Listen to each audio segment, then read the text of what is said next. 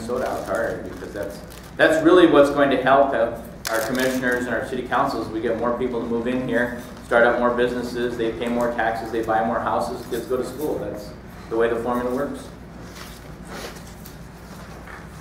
Well, first of all, it's really good to be here and have such a big group here again.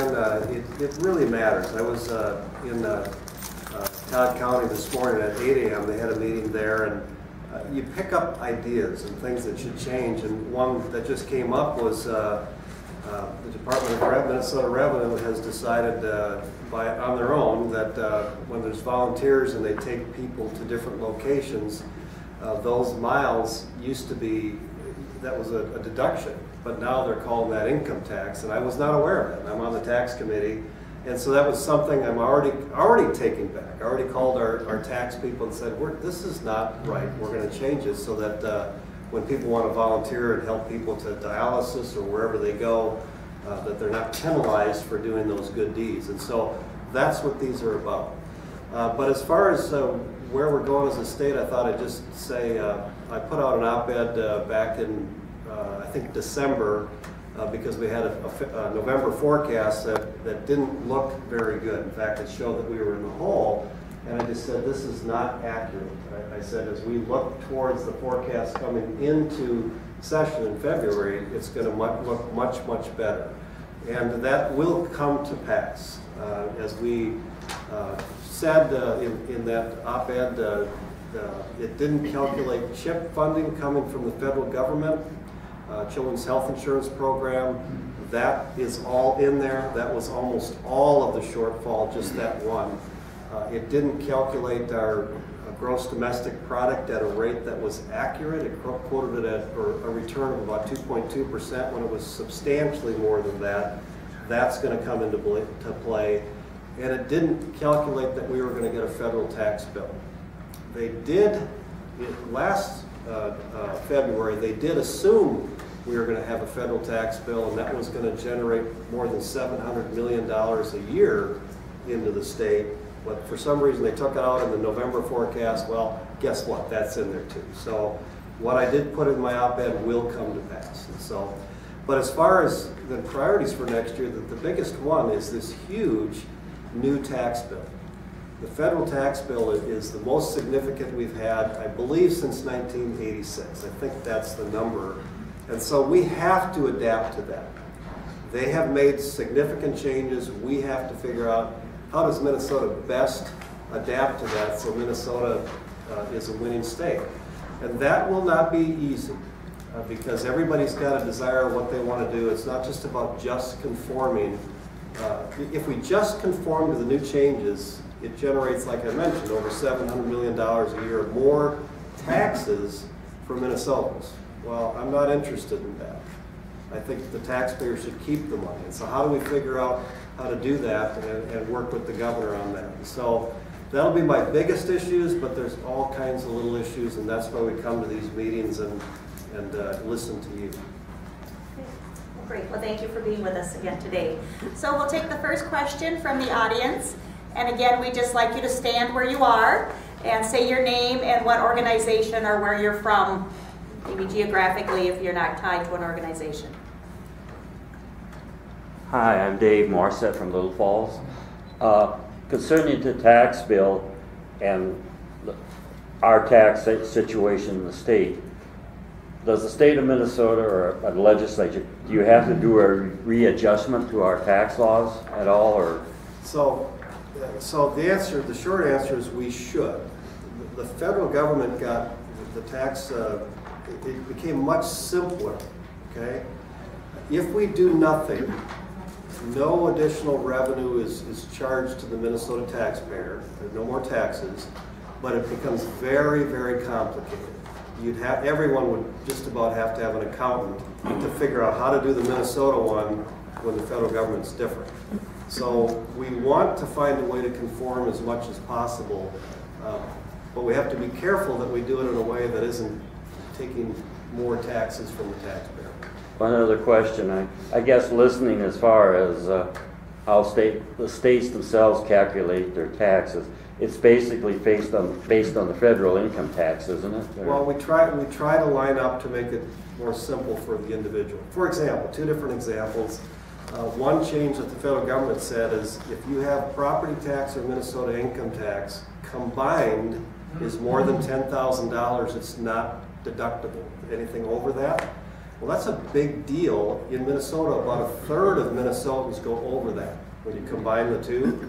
So that means Minnesotans are losing out on that adjustment. We are a higher tax state than others, and so we have to pay attention to that. Another one is if you have a home equity line of credit, that's no longer deductible, though I have talked to some accountants that think there are situations where it might be. But if you have a home equity line of credit to pay off a credit card, a student loan, those kind of things, suddenly that's no longer deductible. So that's why we have to figure out how do we now work with this new reality. Thank you. Robin? Yes, I'd like an update for the public benefit as to the McKenna-Ehrenholt situation, the bill that was introduced by Ron Kresha to the House, which is 14 HF 1702, and to you, Senator Gazelka, SF 1386. What's the status of that bill? Has it been passed by the House and or the Senate, and is it fully funded, and if not, why not? So it's passed, both of us passed it, signed by the governor, and it's in effect. So any child that's 10 years old or older in the foster care system, their social worker is mandated to tell them that they are able to get legal representation. Is that correct? So the way the bill works was any child that is 10 years older, that's in the out-of-home placement, or turns 10, is required by law to be notified that they have legal counsel rights. And does it mandate guardian ad litems also? All foster it parents says to is share that that? they need to be notified by the courts or by someone before so they just need to know that they have the legal right to a counsel.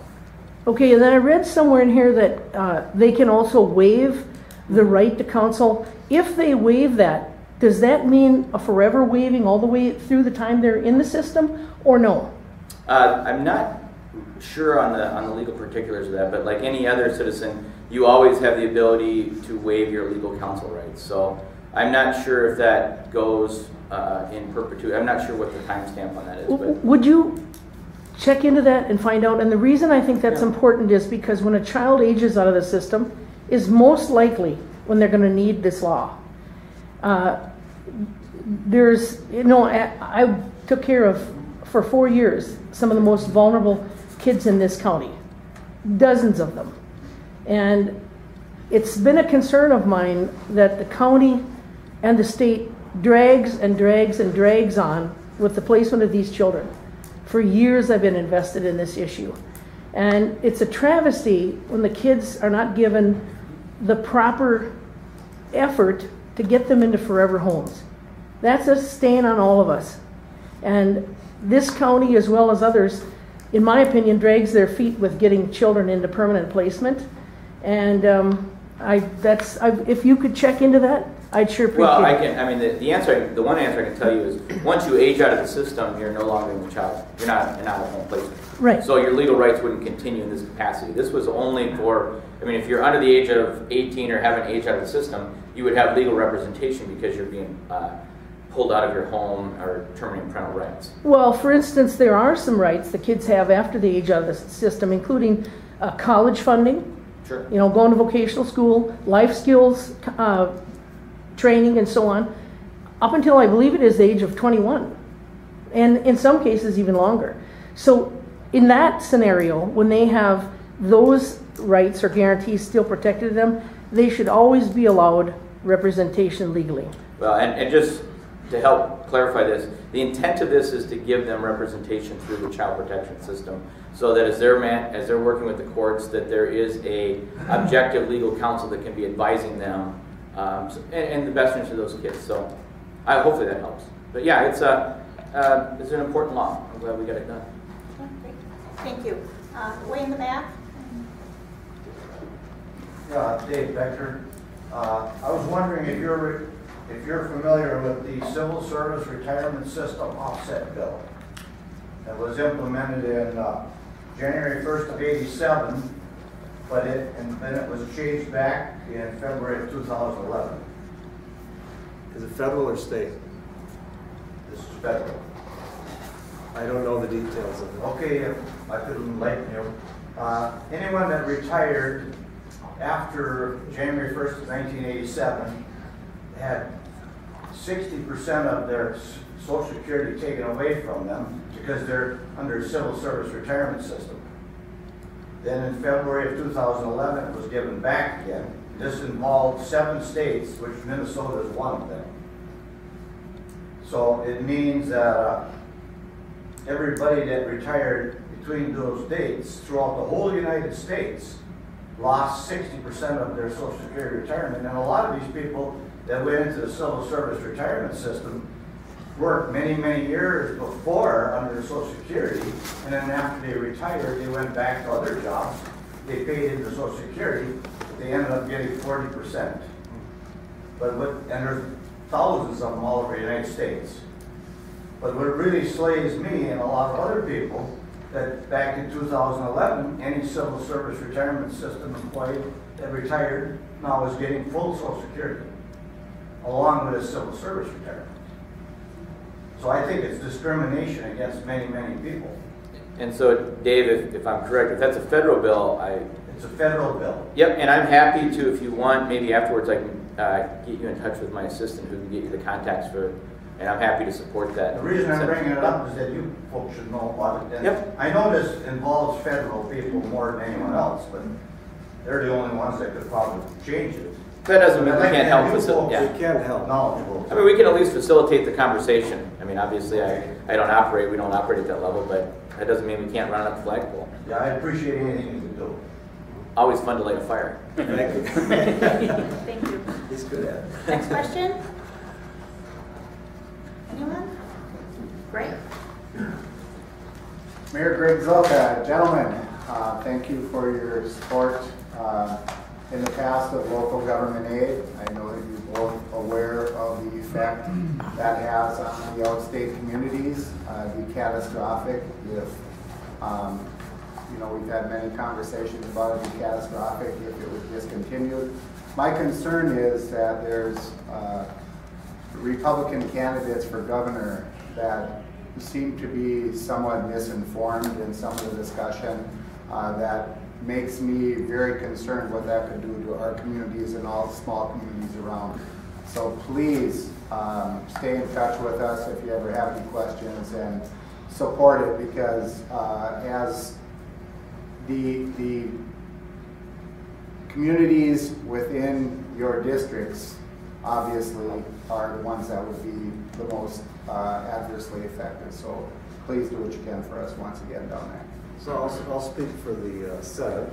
I'm the majority leader of the Senate, and I can tell you that we, with the House, increased local government aid $10 million ongoing per year, and county program aid $25 million per year. And we changed the formula because there were some rural counties that just were not getting what they should have got.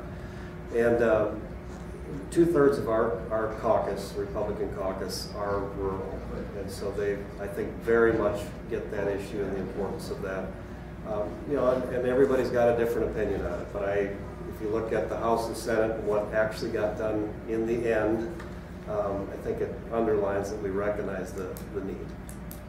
Yeah, and from the House perspective, you look at, we've got 77 members, mostly rural, and I think a governor that gets elected, a Republican governor, is going to be through those rural members, whether it's Senate or House. So, I mean, I don't see a governor getting elected and then fighting the House and the Senate on LG and being successful. Don't think that's going to work. Good. We still send budget bills north. They don't come south. Yeah, we still have equal power, contrary to what the court said. But you're absolutely right, and I'm glad you bring it up, because it comes up every year, and it can be a bit contentious. Great. You got someone else in the back here?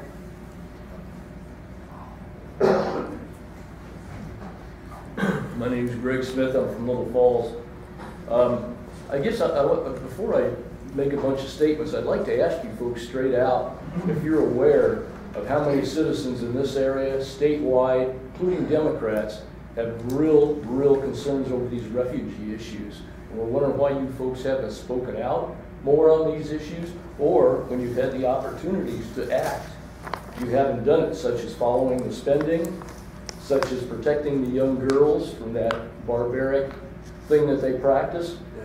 We're really feeling like we're being left behind. Now, Jim Newberger is going to be speaking out a little bit on it, but he's going to Washington or not.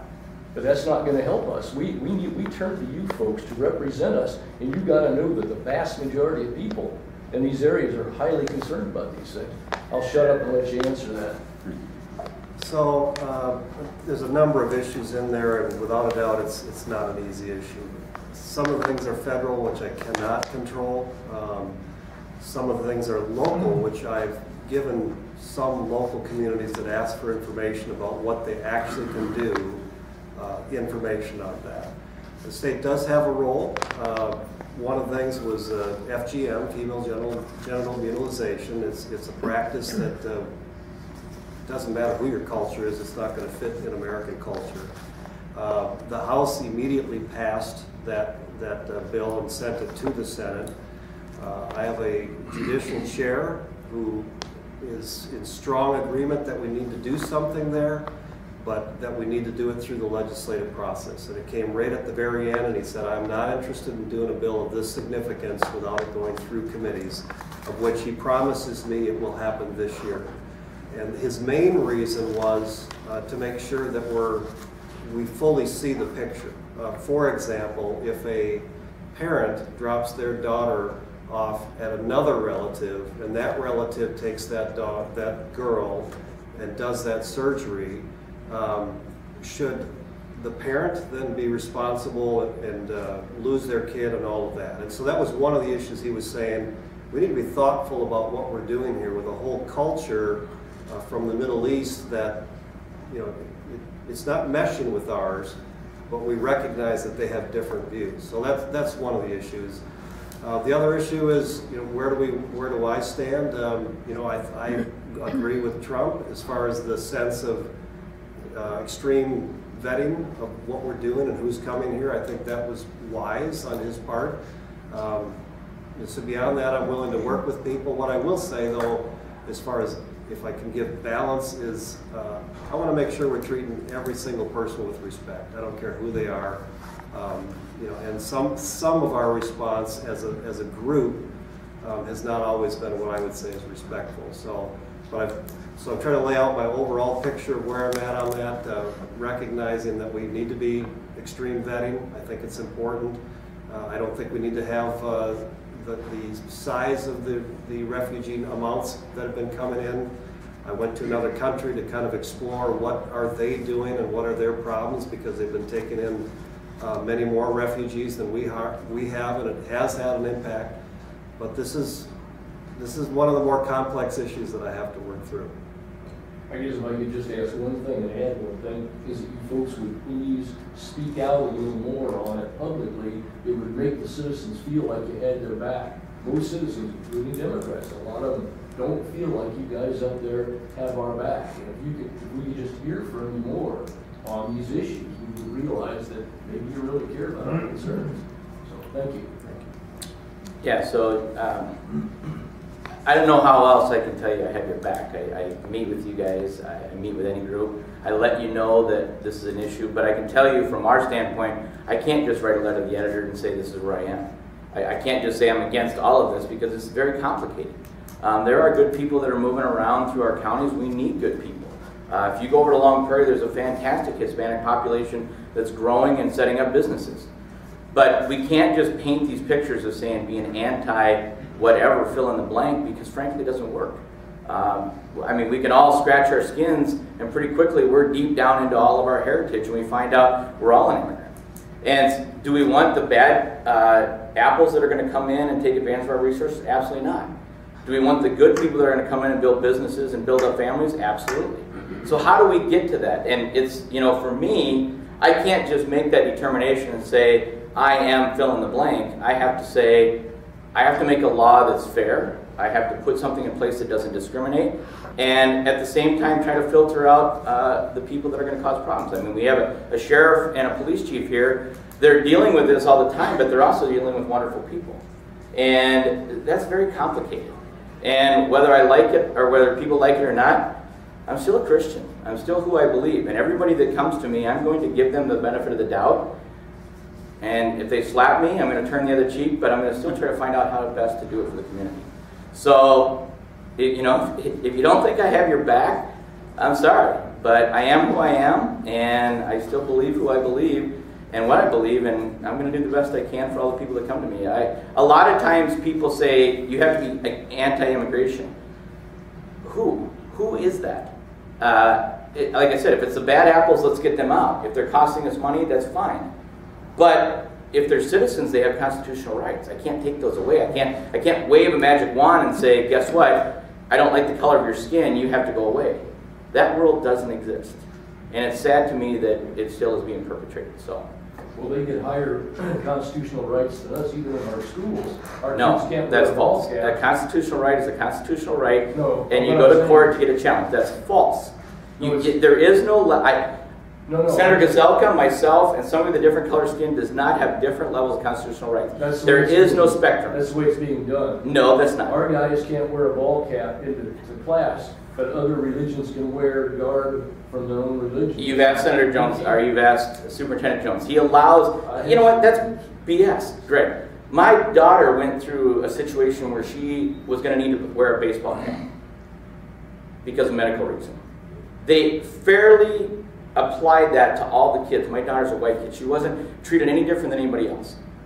Okay, you know what? Let's at least be honest about this discussion. You've talked to Superintendent Jones. Is Superintendent Jones treating immigrants differently than white kids? Yes or no? Yes. Based on what fact? Well, a special time and place for prayers.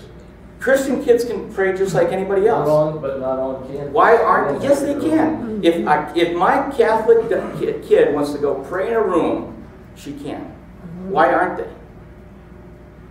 My Catholic daughter has the exact same rights as anybody else. I've asked Superintendent Jones. I've asked my daughter. I said, "Can you pray? Can you say the rosary at any time during school?" She said, "Yes, I can."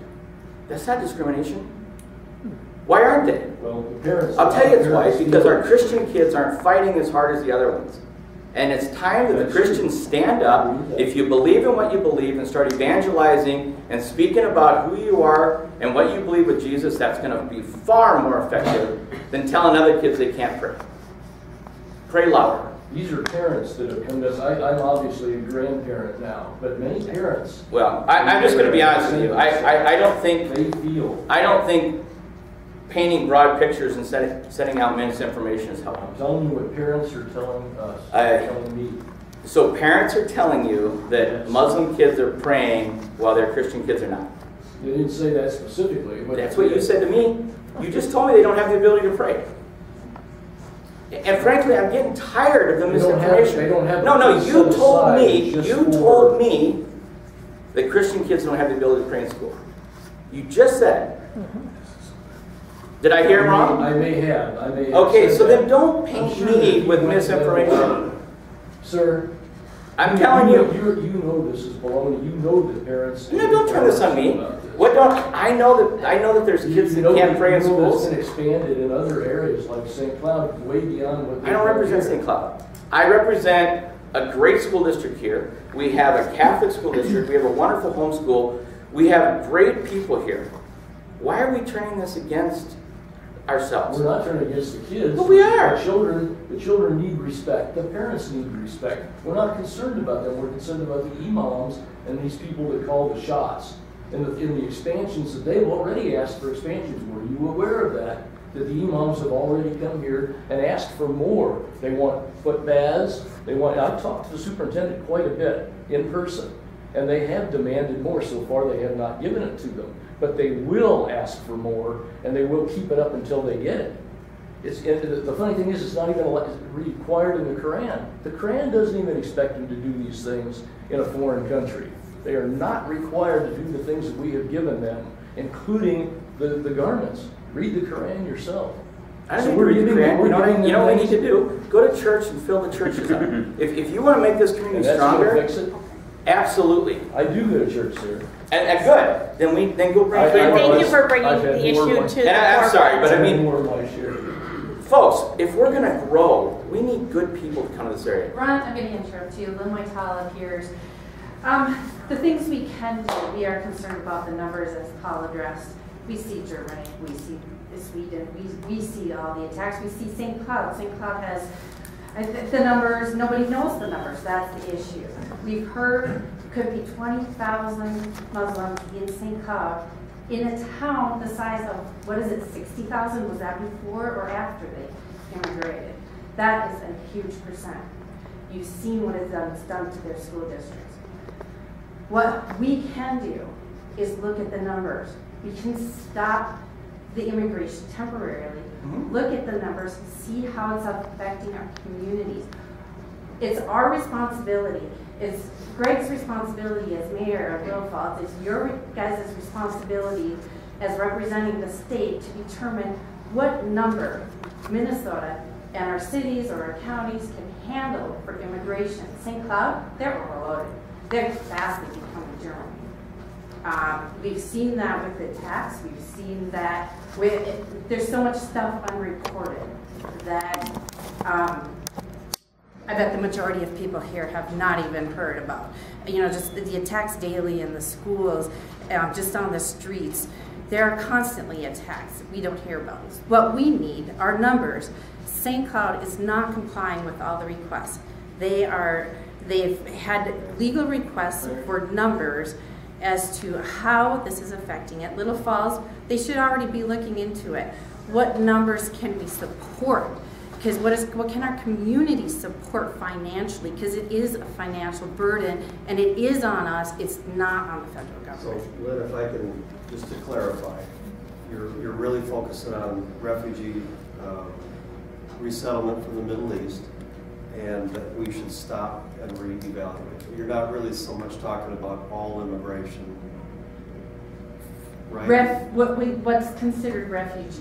Okay. I mean, I just, the true yeah. definition of refugees, these guys don't fall under it. But Yeah. what we can currently Yeah, no, call I think refugees coming that into is Minnesota, whether it's fair. the Somalians or another group. That is fair. In the process, each state took a certain amount, and secondary migration is what they call it. Once they're located in Texas and then they come to Minnesota, and we do receive more from secondary migration than we do from the initial placement. And I know a number of people running for governor have said as well, we should stop and reevaluate, and just to see what are the consequences of what we're doing. I think that is fair. So again, thank you for raising the issue. This gentleman's been waiting to speak for a while. Jim Meyer, member of the Eastern Morrison County Sportsman Club. Question here is, why is there not a formula so that we can access funds from the Robert Pittman Act for rifle ranges and safe places to pursue the safety of hunting? We have ranges around here, Little Falls, Pierce. I would like to see, I've been down there since the 70s trying to work through this. We got one grant, and after that the funds are gone. This is a yearly thing. We should be able to apply for it. We should be able to go to the DNR and apply for rifle range safety upgrades as the funds permit, and from my understanding they turn money back to the federal government. So I would appreciate it if you could look into that and see if we could get an easy access formula for range safety out of the federal funding. If you can drop us an email, because Yeah. I mean, I think it's federal, I think, but so it's not on my radar right now, so that's how you would get it on But radar. I also think, and I have to look into, there might be some ability because, like we were able to put some money down into schools for their trap shooting Yes. programs. And I don't remember if that came out of legacy or if that came through the DNR appropriation, but I'll look into that. Thank you. Oh, you already asked a question. Oh, okay. Let's go to the back then. Andrea? Good morning, gentlemen. Andrea Lauer, the City of Royalton. First of all, I want to echo what Mayor Gazelka said. Please don't touch LGA. That's the one thing that we have that keeps our property taxes down. For those members here that aren't aware, local government aid and property taxes are what we as cities fund our streets and police and fire, and so it's really important to us. The one thing that I'm really concerned about is last legislative session you had about 30 bills that were aimed at preemption, which is basically taking away the local control over what we do in our cities. And this is really affecting us. We're a little bit worried about this because there was a House File 654 that would allow for a reverse referendum. And if you act on something like that before connecting with us, finding out how that's going to impact our cities, we've got bond payments. If there's a reverse referendum, are we going to be put into a situation where we're going to have to raise property taxes because we can't make those bond payments? So my hope is that as these things come up, and I think they probably will, please contact us, ask our opinion. We're the ones that are working closely with the people in our cities. They've elected us to do a job. Please let us do it. So, unfortunately, not every city runs their cities as well as you guys in Little Falls. And what you get is, you get some very overzealous city councils and mayors, and this is the response. They'll go to the representatives and they'll try to do these preemptions. I understand where you're coming from on that. You know, one interesting thing on the reverse bond referendum, we had the preemption on that, but then I also had the cities in our area telling me that we should pass the preemption on minimum wage because of what was going to come out of Minneapolis, and we start to see the complications of that. It starts to make commerce difficult. So it's not an easy topic. You know, people like to control what they fear the most, and overregulation and higher taxes are what they fear the most. So thank you for that, and I will stay in touch. And I want to answer too, and just to be straight up, mostly I love local control. First township, then city, then county, and up. But preemption related to benefits that private employers pay, I just need you to know that I'm passionately opposed to what Minneapolis did. I think a patchwork makes it extremely difficult for any business that has a location other than one spot, including traveling through communities. It just is a patchwork, makes it a real mess. Or even changing lake names. There's a community in the Twin Cities, Lake Calhoun was changed to a name I can't pronounce. And I want some of that at the state level so that we're kind of deciding how some of it goes. But knowing that my heart for just how you run your city, how you run your town, how you run your township, that I really, you know, is important for that balance. So, but I want to add a little bit on that, because Senator Gazelka is right on the preemption for benefits and wages. Cities should be able to pick what they want. You know, they can have that conversation. However, the situation we're in is it's not that simple. If Minneapolis wants to say businesses have to have $15 minimum wage and certain benefit levels, the problem is they wanted to push that to anybody that does business within Minneapolis. So now, in a contracted employee situation, or contractor, if my company or somebody else's company does business in Minneapolis, those all roll up and roll out to rural Minnesota, which will, in a lot of ways, will bankrupt companies. I mean, you just simply may not be able to pay those wages, or you may not have the benefits available. So, I mean, it really became a burden on rural Minnesota trying to do business with the metro areas, as well as small companies that are just trying to grow. So that's where this gets really complicated and difficult. I totally understand that. My wish is that if you are going to deal with something with preemption, especially if it's going to involve taking away local government aid or how we do our ordinances, some of those things, please contact us because we can tell you how that's going to impact our city.